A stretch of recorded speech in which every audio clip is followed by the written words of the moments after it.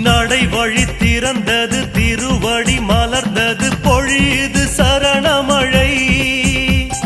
ஹரிஹர சுதன் பதம் அடியவர் விழுந்திட உருகுது சபரிமலை ஐயனின் காடு ஆனந்த வீடு திறக்கலாச்சே தீபங்களோடு விடியல் பிறக்கும் முன்னே கதிரும் உதிப்பதென்ன சரண கோஷங்களோ வானை பிளப்பதென்ன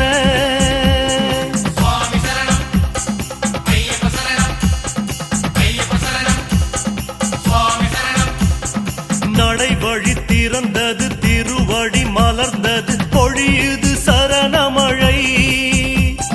ஹரிஹர சுதன் பதம் அடியவர் விழுந்திட உருகுது சபரிமலை